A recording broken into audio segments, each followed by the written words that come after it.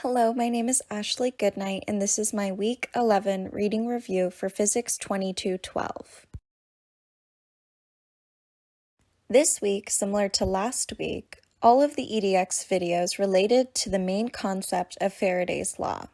This broke down into 3 videos. First, there was a discussion about current-carrying coils. Second, we looked at solenoids.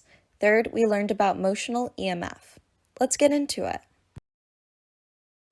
The first video talked about current-carrying coils. We brought back the example of the falling magnet from last week's EDX videos.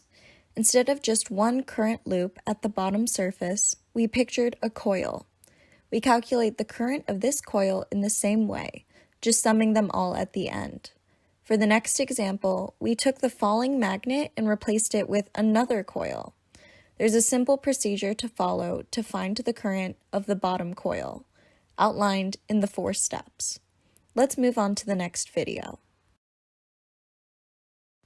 In this video, we discussed solenoids. Before watching this video, I had never heard of solenoids, but I've actually seen them before.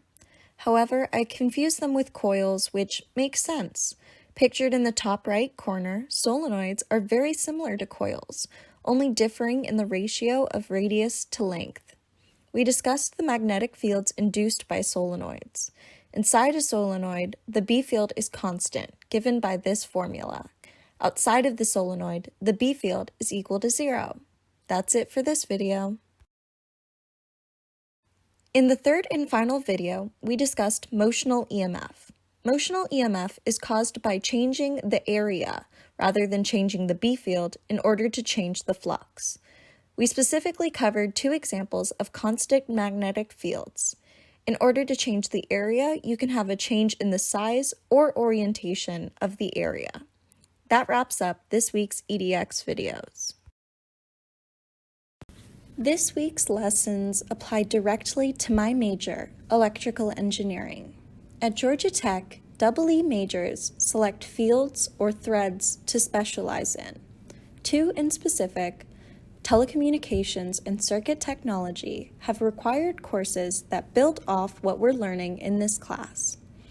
Those who follow telecommunications take ECE 4350, electromagnetic and microwave applications, while students studying circuit technology take ECE 4391, electromagnetic compatibility.